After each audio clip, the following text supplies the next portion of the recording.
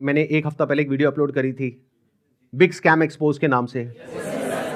तो आपके हिसाब से इस पूरी लड़ाई में कौन सही है कौन गलत है? नहीं, सिर्फ ये नहीं बोलना है कि आप प्रॉपर लॉजिकली ये बताना है कि अगर मैं सही हूं तो क्यों हूं और अगर मैं गलत हूं तो क्यों हूं। मेरा ये जो ओपिनियन है ना, वो मेरे भाई के भी एक्सपीरियंस पे बेस्ड है, ना कि जस्ट मैं आपका या किसी और का व्यू देख कर आई हूँ। बेसिकली मैंने इसको बहुत करीब से देखा है, क्योंकि जब हम 11th और 12th में थे, अभी मैं यूपीएससी कर रही हूँ यहाँ पर। तो जब हम 11th और 12th में थे, तो मेरे भाई को भी ऐसे लोगों ने अप्रोच किया था, मुझे भी कई बार अप्रोच किया था। वहां पे आपने देखा होगा किस तरीके से मोटिवेट किया जाता है, कैसे एक इंसान एक को अलग सा ही इन्वायरमेंट क्रिएट कर दिया जाता है कि आपको समझ में ही नहीं आएगा कि क्या गलत है क्या सही है। वो इतने कॉन्फिडेंट हो गए, स्पेशली एक लड़की थी, मेरी फ्रेंड थी, वो मुझे बोलती थी कि तू चल तू चल। तो हमेशा उसकी स्टेटस पे मुझे यही दिखता था कि कोई BMW के साथ फ़ोटो पोस्ट कर रहा है। Exactly guys, I am not lying. तो कोई मर्सिडीज़ के साथ डाल रहा है। तो भाई ने भी मुझे कल ये बात बताई कि ये सब फेक होता है। अगर प्रोडक्ट बेचना है तो आप सिंपली बेच दो ना, कि हाँ साबुन है 10 रुपए का है, ले लो। उसके पीछे आप BMW क्यों दिखा रहे हो, जो कि वो पॉसिबल नहीं है। Exactly, that is the truth. कुछ लोगों को ये लग रहा है कि ये लड़ाई मेरे और विवेक बिंद्रा के बीच में है, जबकि ऐसा कभी था ही नहीं। ये कुछ लोग समझ रहे हैं या वो खुद समझ रहे हैं। ये लड़ाई एक्चुअल में सच और झूठ की है। ये लड़ाई एक्चुअल में सही और गलत की है। सर इसमें गलत क्या है वैसे? सर वो कोई तिकड़म लगा के अपना कोई प्रोडक्ट बेच रहा है। सर ऐसे बहुत सारे लोग हैं दुनिया में जो कुछ ना कुछ कर ही रहे हैं, कई सारी टैक्टिक्स लगा रहे हैं। और जैसे एडवर्टीजमेंट में बहुत सारा कुछ होता है, तो सर ये भी इसने भी कोई अपनी टैक्टिक्स निकाली है, तो उसमें सर गलत क्या है अपना प्रोडक्ट बेचने वेरी में? गुड पॉइंट कि इसमें गलत क्या है। कुछ बताना चाहेगा कि इसमें कुछ गलत है या नहीं है या ये सही है? सर बेसिकली इसमें सबसे पहले हमारे लोग 18 to 25 के एज ग्रुप के बच्चों को टारगेट किया जाता है और इसमें उनको सेमिनार तक ले जाया जाता है और उनको ज़बरदस्ती आप अपने कुछ भी बेच रहे हो उन्हें फंसा दिया जाता है। सर अजीब टाइप के वहाँ म्यूजिक वगैरह चल रहे होते सेमिनार में। मैं खुद भी ज्वाइन किया था कंपनी में और वो बोलते थे कि आपको आपकी दाढ़ी आने से पहले आपकी गाड़ी आ जाएगी। आई नहीं सर। सर सबसे पहले मैं ये कहना चाहूँगा, क्योंकि जिस आपने बिग स्कैम वीडियो अपलोड की यूट्यूब पे, उसमें आपने ना नाम किसी का बताया ना कंपनी का नाम लिया। तो अगर मैं जैसे चोरी कर रहा हूँ, आप चोर चोर कह रहे हैं, अगर मैंने वो गलती की है तो ऑब्वियसली मैं चिढ़ूंगा उस बात से। आप अगर नाम लेते तो गलत था, कंपनी का या उनका या किसी स्पेसिफिक पर्सन का, तो गलत होता। आपने नाम तो नहीं लिया, और अगर नाम नहीं लिया है आपने और अगर मैं गलत हूँ तो मैं चिढ़ूंगा। और एक और मजेदार बात बताइए, जब वो वीडियो अपलोड हुई कितनों को समझ आया था मैं किसके बारे में बात कर रहा हूं? बहुत कम लोगों को। अगर वो कुछ नहीं करते, चुपचाप बैठे रहते, तो 2 दिन में सब भूल भाल जाते। सब खत्म हो जाता। मतलब एक टीचर है जो क्लास में सामने खड़े होकर के बोल रही है तुम में से किसी एक ने चोरी करी है, और एक बच्चा खड़ा होकर के बोलता है मैंने चोरी नहीं करी है, मैंने चोरी नहीं करी। अरे नहीं करी तो बैठा रहे ना चुपचाप। सर इस पर मैं अपने थॉट शेयर करना चाहूँगा। सबसे पहले तो कोई कोर्स बेचना या प्रोडक्ट बेचना कोई गलत नहीं है, लेकिन प्रोडक्ट का अगर आप 50,000 का बेच रहे हो तो उसकी औकात भी होनी चाहिए उतनी। उनके प्रोडक्ट की औकात है 100 रुपये की, लेकिन बेच रहे हैं 50,000 में।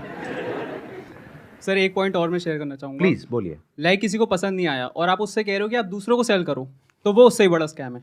असली स्कैम ये है, ध्यान से समझ लो सब लोग, कि एक प्रोडक्ट जो आपको पसंद नहीं आया, आप अपने पैसे वापस मांग रहे हो, लेकिन आपको कहा जा रहा है अगर आपको अपने पैसे वापस चाहिए तो अपने जैसे और 4 बेवकूफ पकड़ करके लाओ और उस पर 30% 35% जो भी है कमीशन लो, और जो आपने पैसा लगाया वो पूरा पैसा आपको वापस। ये स्कैम है।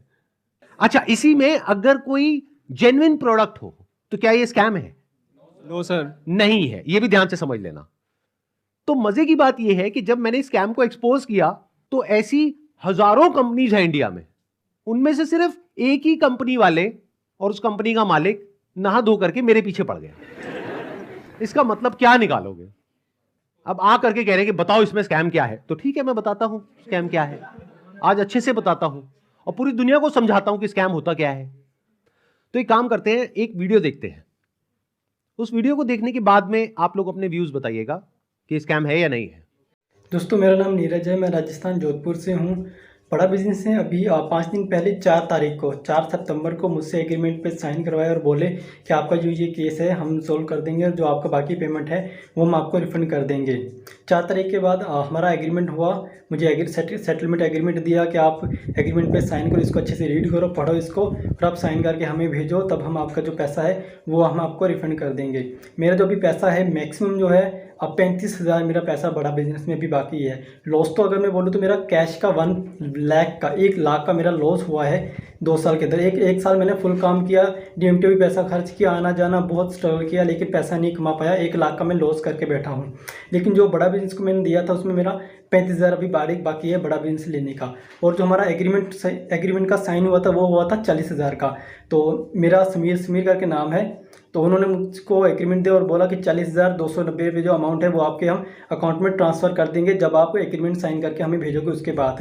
तो मुझे 2-3 दिन बोलते रहे, सर कल होगा, परसों होगा, 24 घंटे 48 घंटे ऐसे ही बोलते लास्ट में आके बोला सर आपको रिफंड नहीं होगा, आप हमारे रिफंड कैटेगरी में नहीं आते। और उसके बाद मेरे को बोला सर हमारे एक सीनियर आपको कॉल करेंगे, लेकिन उनके किसी भी सीनियर्स का मेरे पास कॉल नहीं आया, ना मुझे व्हाट्सएप पे रिप्लाई दे रहे हैं। यहाँ पे कुछ पोस्ट हैं वो भी मैं आपको शेयर कर दूंगा स्क्रीनशॉट, जो आप देख सकते हो कि कितना बड़ा मेरे साथ फ्रॉड हुआ है। तो अगर आपको भी ऐसे सेटलमेंट एग्रीमेंट दिया जाता है कि आप साइन करिए और आपको पैसा हम रिफंड दे देंगे, तो मेरे दोस्तों ये बिल्कुल भी भूल के भी मत करना एग्रीमेंट साइन। पहले आप उनको बोलो कि पहले पेमेंट दो, उसके बाद हम एग्रीमेंट साइन करेंगे। देखो भाई एग्रीमेंट क्या है, क्योंकि हम मिडिल क्लास फैमिली से गरीब लोग हैं, हमें सिर्फ अपने काम से मतलब होता है ना। तो हमें जब अपना पैसा मिल जाएगा तो हम पैसा लेके हमें क्या करना बड़ा बिजनेस है ना, हम उनके बारे में नेगेटिव क्यों बोलेंगे। उसके बाद इन्होंने मुझसे वीडियो भी बनवाया, मेरा यूट्यूब चैनल था वो भी डिलीट करवा दिया, व्हाट्सअप ग्रुप भी डिलीट करवा दिया, लेकिन मेरा पैसा इन्होंने रिफंड नहीं किया। जो उन्होंने बोला मैंने वो किया, लेकिन मेरा पैसा इन्होंने रिफंड नहीं किया है। इसलिए मैं दोबारा से वीडियो बनाना सोशल मीडिया पर जब तक मेरा पैसा नहीं मिल जाता है मैं तब तक वीडियो बनाता रहूँगा और अपनी लड़ाई में लड़ता रहूँगा। अगर वो मेरी तरफ लीगल एक्शन भी मेरे ऊपर लेंगे तो उसका भी मेरे को कोई दिक्कत नहीं है, क्योंकि वैसे भी हम बर्बाद हो चुके हैं, हमारा पूरा सब कुछ है जो उजड़ चुका है ना।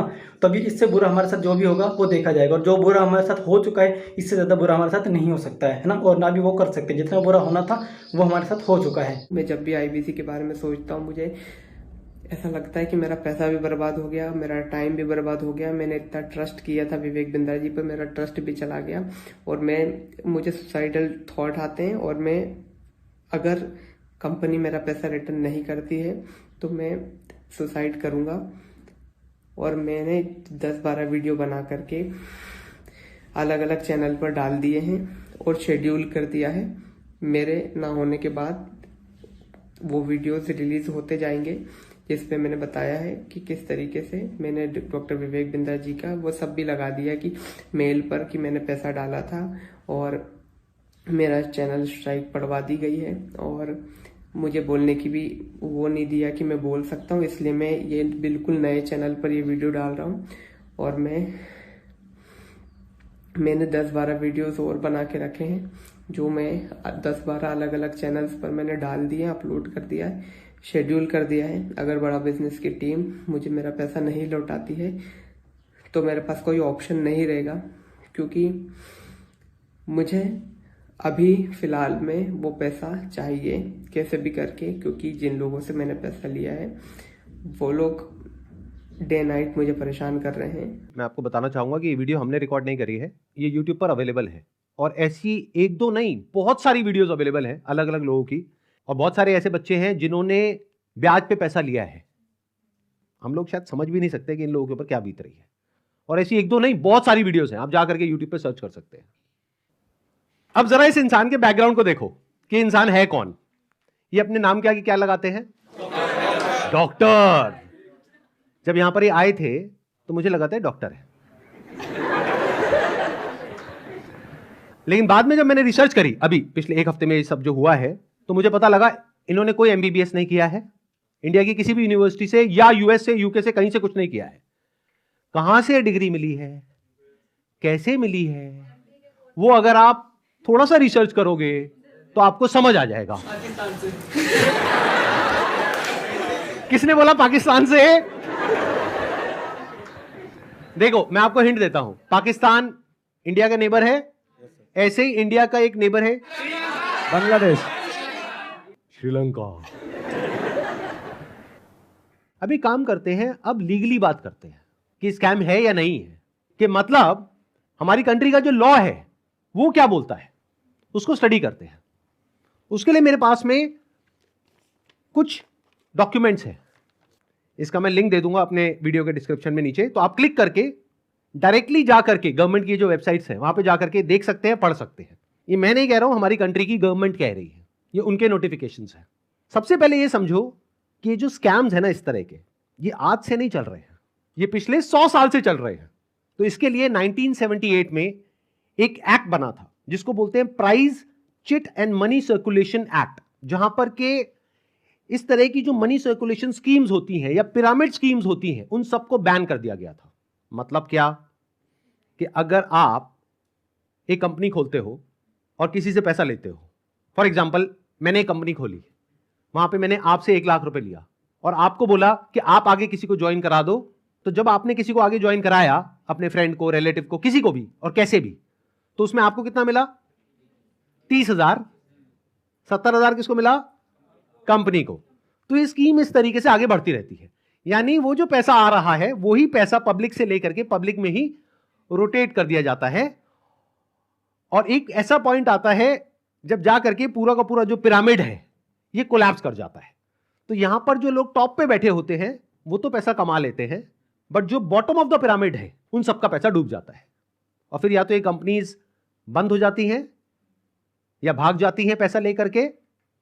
पास्ट में ऐसा बहुत कंपनीज ने किया है, उसमें से बहुत सारी कंपनीज के जो ओनर्स हैं वो आज जेल में हैं। तो ये एक प्रॉपर स्कैम है जिसको गवर्नमेंट ने बैन किया हुआ है। फिर सवाल उठता है कि जब ये बैन है तो लोग कैसे कर रहे हैं? देखो, ध्यान से सुनो, ध्यान से समझो। आपसे अगर मैं पैसा लेता हूं और आपको बदले में कुछ नहीं देता हूं तो वो तो इलीगल है। लेकिन मान लो मैंने आपसे पैसा लिया 50,000 रुपए, बदले में आपको एक 50 रुपए का प्रोडक्ट दे दिया, तो क्या वो लीगल है? इलीगल है?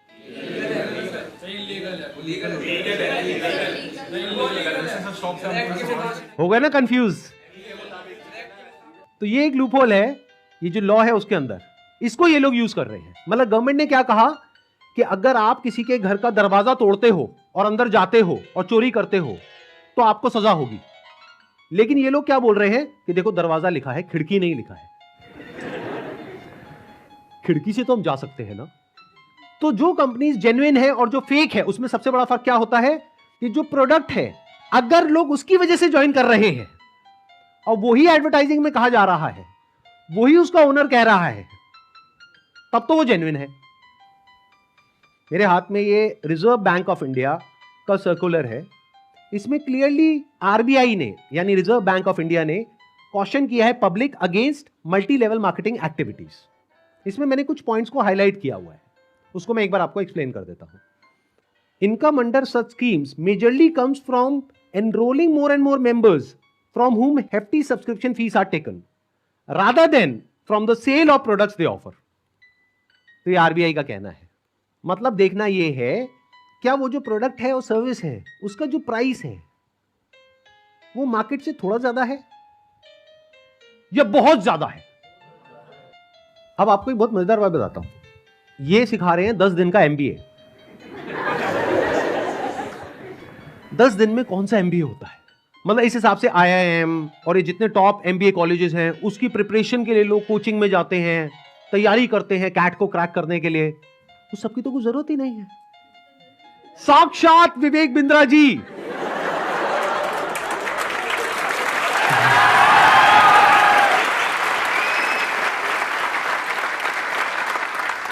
आपके सामने 10 दिन तक रोज प्रकट होंगे और आ करके आपको 10 दिन में एमबीए करा देंगे।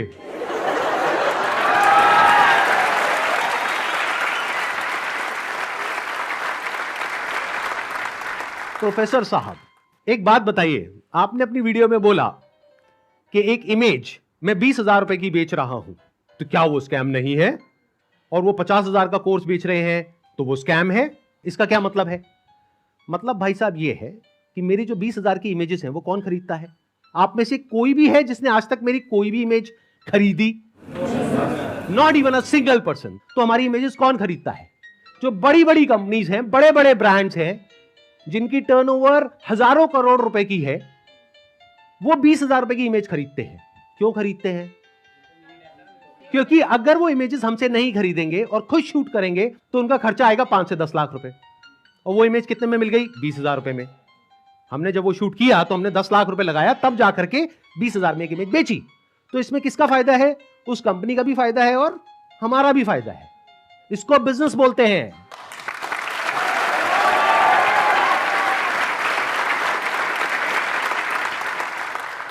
देखते हैं आरबीआई और गवर्नमेंट ऑफ इंडिया क्या कहती है उनके बिजनेस मॉडल के बारे में। The Reserve Bank has also said that acceptance of money under money circulation, multi-level marketing, pyramid structures is a cognizable offense under the Price, Chit and Money Circulation Banning Act 1978.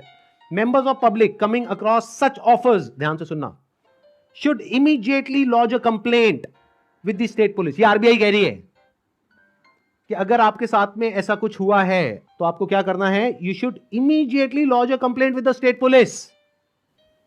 अब एक और notification है जो बहुत important है, in fact most important है इस पूरी की पूरी डिस्कशन के लिए। जितनी भी एमएलएम स्कीम्स चल रही हैं, पिरामिड स्कीम्स चल रही हैं, डायरेक्ट सेलिंग कंपनीज चल रही हैं, एफिलिएट मार्केटिंग कंपनीज चल रही हैं, कि वो लीगल है या इलीगल है, ये कैसे समझा जाए। तो इसके लिए गवर्नमेंट ऑफ इंडिया ने 2021 में एक बहुत ही अच्छा स्टेप उठाया। ये मेरे हाथ में एक नोटिफिकेशन है गवर्नमेंट ऑफ इंडिया का, मिनिस्ट्री ऑफ कंज्यूमर अफेयर्स का। उसमें क्या कहा गया है? ये टोटल 13 पेज का डॉक्यूमेंट है, जिसमें क्या कहा गया है? The central government hereby proposes to frame consumer protection direct selling rules 2021। 2021 में आए थे ये। इसके बारे में बहुत लोगों को पता ही नहीं, इसलिए ये स्कैम इतने आसानी से चल रहे हैं। अगर पता हो तो इनकी दुकान 2 दिन में बंद हो जाए। डिटेल में अगर आप जानना चाहते हैं इसमें क्या क्या लिखा हुआ है तो नीचे यहाँ पे डिस्क्रिप्शन में आपको लिंक मिलेगा, उस पर क्लिक करके आप देख सकते हैं और पढ़ सकते हैं इसको। मैं बस शॉर्ट में कुछ पॉइंट्स मैंने हाईलाइट करे हुए हैं, वो आपको बताता हूं जो समझना बहुत जरूरी है। It applies to all models of direct selling, whether it is multi level, whether it is single level, whether it is affiliate, किसी भी स्ट्रक्चर से आप सेलिंग कर रहे हो तो आपको इन रूल्स को फॉलो करना है। सबसे पहला रूल क्या है? It has no provision that a direct seller will receive remuneration और incentives for recruitment oblique enrolment of new participants in the direct selling business except as a result of sale of goods और services by them. मैं इसको थोड़ा सरल भाषा में translate करके बताता हूं। इसमें कहा जा रहा है, आप अगर एक डायरेक्ट सेलिंग कंपनी हो तो आपकी कंपनी में जो डायरेक्ट सेलर्स हैं उनको जो पैसा मिल रहा है या इंसेंटिव मिल रहा है या कमीशन मिल रहा है, वो नए मेंबर्स को एनरोल करने पर नहीं मिलना चाहिए, बल्कि वो मिलना चाहिए फॉर सेल ऑफ गुड्स और सर्विसेज बाय देम। वो जो कंपनी गुड्स और सर्विसेज दे रही है उसकी वैल्यू क्या है? अब ये कौन डिसाइड करेगा? जिन्होंने वो परचेज किया। अगर तो उन्होंने 50,000 का कोर्स परचेज किया इनकी कंपनी से और वो सब सेटिस्फाइड है तो कोई प्रॉब्लम ही नहीं है। बट अगर उसमें से 99% लोग सेटिस्फाइड नहीं और अपना पैसा वापस मांग रहे हैं और ये पैसा वापस नहीं कर रहे हैं तो ये स्कैम है ना। बिंद्रा जी आपने पूछा था ना क्यों है ये स्कैम, तो बता रहा हूं आपको। इसमें कहा गया है, इट अलाउज और provides for a buyback or repurchase policy for currently marketable goods which are not unpacked or services sold to the participant at the request of the participant at reasonable commercial terms।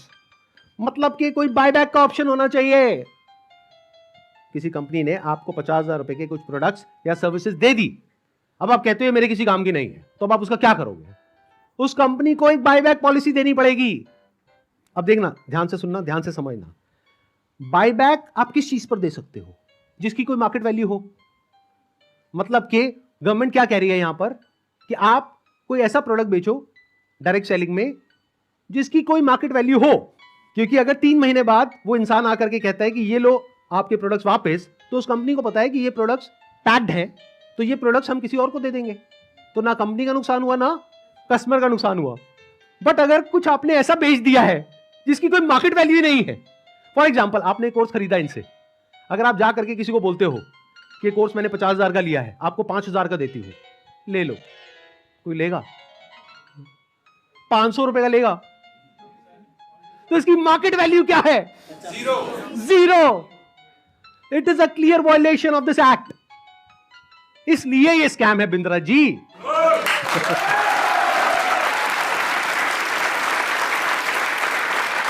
उन्होंने एक बहुत बड़ी गलती कर दी।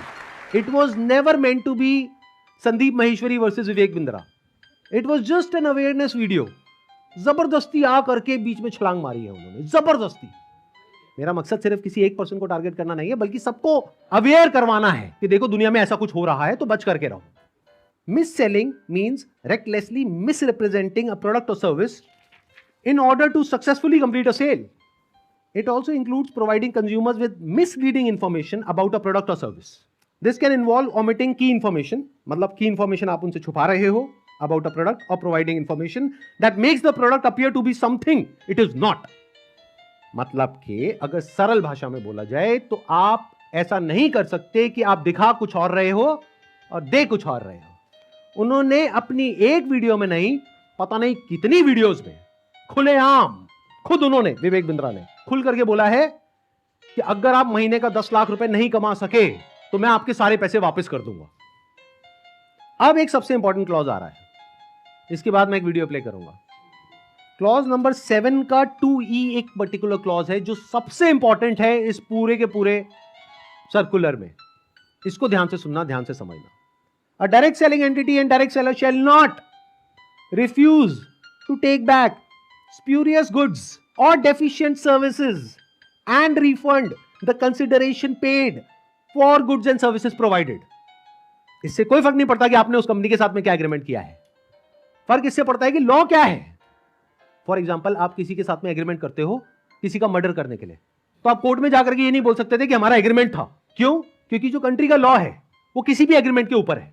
The law of the land supersedes all agreements. तो आप लोग जो डर रहे हो ना कि हमने उनके साथ में कॉन्ट्रैक्ट साइन किया, एग्रीमेंट साइन किया है, अरे पहले लॉ को तो देख लो, लॉ क्या कहता है। अगर लॉ के हिसाब से वो गलत है तो गलत है, नो मैटर कि उसने आपके साथ क्या एग्रीमेंट किया है। That agreement must be in line with the law of the land. तो ये क्लॉज को मैं दोबारा से पढ़ूंगा, ध्यान से सुनना। A direct selling entity and direct seller shall not refuse to take back deficient services. Deficient word का क्या मतलब होता है? कोई भी ऐसी सर्विसेज जिसमें किसी भी तरह की कोई कमी है और जो कंज्यूमर है वो कहता है कि ये जो आपने मेरे को कोर्स दिया है या प्रोडक्ट दिया है या सर्विस दिया है ये बेकार है, किसी काम की नहीं है, तो उस कंपनी को पैसा रिफंड करना ही पड़ेगा। ये मैं नहीं कह रहा हूं, हमारी कंट्री का लॉ बोल रहा है। अब ये जो मैंने आपको कुछ पॉइंट्स बताए, इसके अकॉर्डिंग एक बार एक छोटी सी वीडियो को देखो, बड़े प्रोफेसर की, देखते हैं वो क्या बोलते हैं। मैं आपको अपना व्हाट्सएप का नंबर दूंगा, ईमेल एड्रेस दूंगा, वहां बोल दीजिए आकर के पैसे ले जाइए। नहीं भी आना तो आप ईमेल कर दीजिएगा, आपको पैसे आपके अकाउंट में ट्रांसफर हो जाएंगे। तो आप या तो 50-60 हजार रुपए वापस ले जाइए या लाखों लाखों लाखों रुपए हर महीने कमा लीजिए, दोनों में से कुछ भी कर लीजिए। भाई अगर मैं आपको पैसा कमाने के लायक नहीं बना सका तो मेरे को क्या हक बनता है आपसे पैसे लेने का? 100% कैश बैक गारंटी, यानी कि कुछ और खरीदना चाहे अपग्रेड, लोवेस्ट प्राइस गारंटी। ये कौन दे सकता है? कोई नहीं दे सकता है, इसलिए हमने ये खुल के दिया है। आपके तो रिस्क को खत्म कर दिया ना, आपसे कह रहा हूं, आपके जो रिस्क को खत्म कर दिया, आपका रिस्क तो रिवर्स हो गया, गेम चेंज कर दिया पूरा। इसीलिए अभी तुरंत फोन लगाएं और पूछे अपने काउंसलर से कि मैं अपने बिजनेस में कैसे सफल होऊंगा। अरे आपसे बोल रहा हूं, पूछने में क्या जा रहा है, पैसे तो नहीं लग रहे। हाँ, फोन करने पे पैसे नहीं लगते, पता लगाओ, अभी फोन लगाओ और पूछो भाई मेरा बिजनेस सफल कैसे होगा। अगर मैं विवेक बिंद्रा आपको आकर के प्रॉमिस दे रहा हूं 100% मनी बैक गारंटी, वो इसीलिए दे रहा हूं। हमने मनी बैक गारंटी लॉन्च करी है। What is money back guarantee?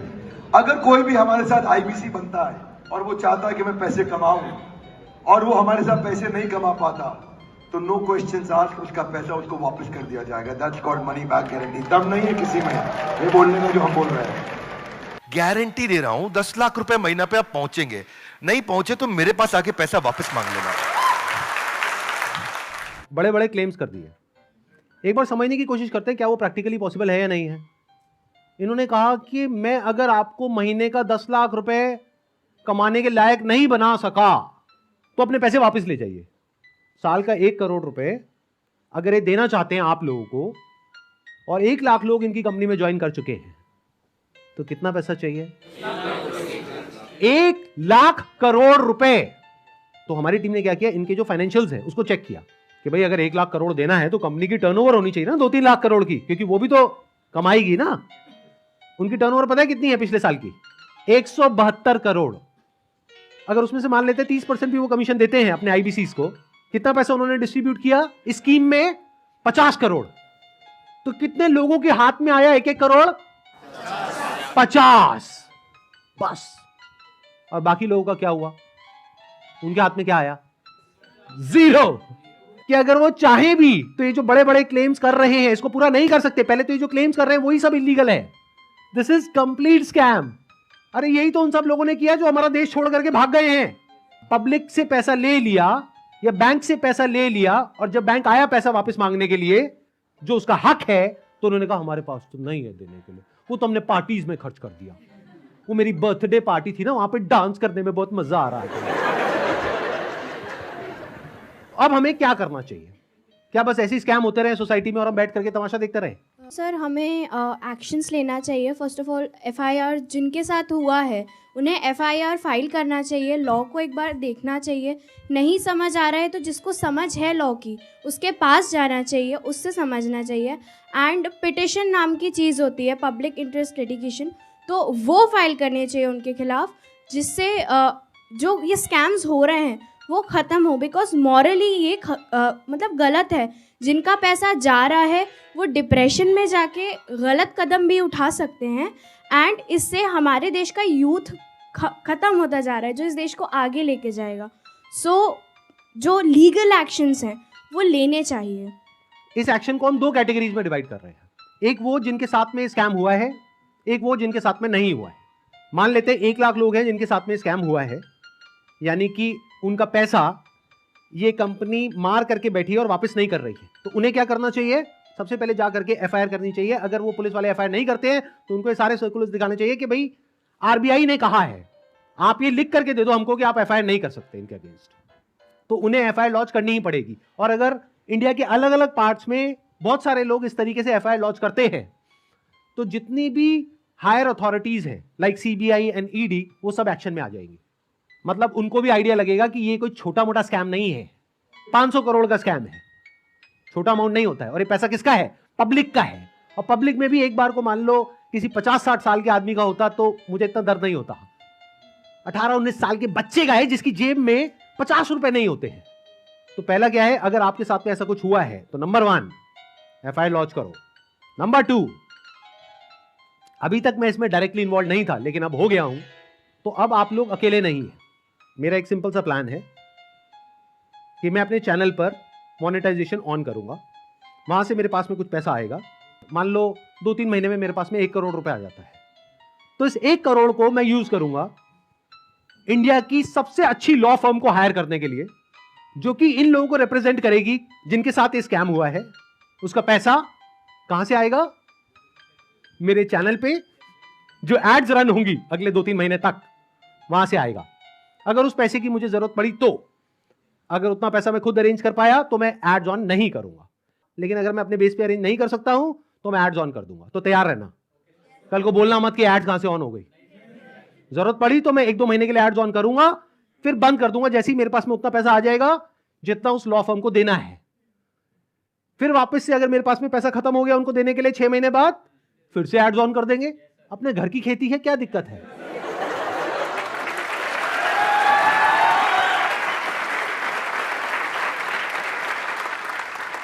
तो अब आप लोगों को क्या करना है, जिनके साथ में स्कैम हुआ है हमको ईमेल करिए। हमारा एक ईमेल आईडी है legal@sandeepmaheshwari.com। और आप लोग क्या कर सकते हैं, जिनके साथ में स्कैम हुआ है, आरबीआई का हम एक लिंक यहां पर नीचे डिस्क्रिप्शन में पोस्ट करेंगे। एक तो इन सर्कुलर्स का, प्लस आरबीआई के जितने भी ऑफिसेज हैं अलग अलग स्टेट्स में, वहां पर जो उनके रिप्रेजेंटेटिव्स हैं उनका। तो आप क्या कर सकते हैं, जिनके साथ में ऐसा कुछ हुआ है, एक लेटर लिखिए छोटा सा, उसमें जो भी मन में है इंग्लिश में हिंदी में लिख दीजिए कि आपके साथ में ये हुआ, ये हुआ, ये हुआ, ये हुआ, और आपको अपना पैसा वापस चाहिए, लेकिन वो पैसा वापस नहीं कर रहे हैं। और साथ में सारे जो प्रूफ्स हैं, जो भी आपने पेमेंट करी, जो भी आपका रजिस्ट्रेशन नंबर है, वो सब अटैच करिए। इसको पोस्ट करिए, एक आरबीआई में और एक मिनिस्ट्री ऑफ कंज्यूमर अफेयर्स में। अगर ये करते हैं तो क्या होगा, सोचो उनके पास में हजारों लेटर्स पहुंच जाते हैं तो क्या होगा। तो गवर्नमेंट की जो भी सीनियर अथॉरिटीज हैं वो सब एक्शन में आ जाएंगी।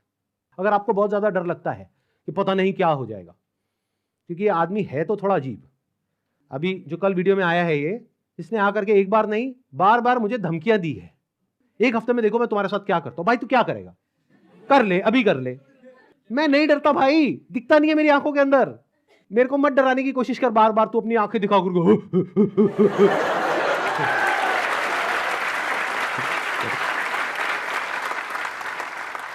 अगर मेरे को एक्चुअल में कुछ हो गया अगले एक हफ्ते में, तो सारा शक किस पे जाएगा? है ना? कैसा प्रोफेसर है? थोड़ा तो बुद्धि यूज कर, थोड़ा तो लॉजिक नाम की चीज यूज कर। पब्लिकली आ करके मेरे को धमकाए चले जा रहा है, क्या ये लीगल है? अच्छा, एक चीज ध्यान में रखनी है आप लोगों को जिनके साथ भी ये स्कैम हुआ है, चाहे आप हमको ईमेल कर रहे हैं, चाहे आप कहीं पर भी इस तरह से लेटर भेज रहे हैं या ईमेल्स भेज रहे हैं, जहां भी आप भेज रहे हैं, जो भी प्रूफ है पेमेंट का वो साथ में अटैच करिए और अपनी कॉन्टैक्ट डिटेल्स प्रॉपर तरीके से दीजिए, क्योंकि अगर आप हमको ईमेल कर रहे हैं तो हमारी लीगल टीम आपको कॉन्टैक्ट करेगी आपके फैक्ट्स को वेरीफाई करने के लिए। तो ये हो गया एक कैटेगरी उन लोगों की जिनके साथ में स्कैम हुआ है। अब बात करते हैं बाकी के लोग, जो आप लोग हो। क्या आप जेन्युइनली कुछ करना चाहते हो? कितने हैं जो जेन्युइनली कुछ करना चाहते हैं? तो एक हैशटैग है जिसको बहुत तेजी से हमको स्प्रेड करना है। मतलब कि जब ये वीडियो अपलोड होगी उसी दिन ये हैशटैग हर जगह ट्रेंड करना चाहिए। हर यूट्यूब के कमेंट सेक्शन में, ट्विटर पर, इंस्टाग्राम पर, हर जगह इसके बारे में बात होनी चाहिए। उसके पीछे क्या वजह है? क्योंकि जैसे ये वीडियो अपलोड होगी उनको समझ आ जाएगा कि अब उनके लिए सारे दरवाजे बंद हो गए हैं, and it is just a matter of time जब उनके अगेंस्ट बहुत बड़े लेवल पर लीगल एक्शन होने वाला है। तो वो क्या करेंगे? वही जो पास्ट में ऐसे सब लोगों ने किया, वो देश छोड़ करके भागेंगे। इसका टाइम नहीं देना है। तो वो कब हो सकता है? जब आरबीआई के जितने भी सोशल मीडिया पेजेस हैं, मिनिस्ट्री ऑफ कंज्यूमर अफेयर्स के जितने भी सोशल मीडिया पेजेस हैं, वहां पर सब जगह ये हैशटैग ट्रेंड कर रहा हो। तो क्या होगा? इमीडिएटली उसके ऊपर एक्शन होगा। तो अब इनको रोकने का क्या तरीका है? एक हैशटैग है, ध्यान से सुन लो इस हैशटैग को, और ये यहां पे आ भी जाएगा नीचे और वीडियो में भी दिख रहा होगा आपको। Hashtag stop Vivek Bindra. रोको इसको भाई।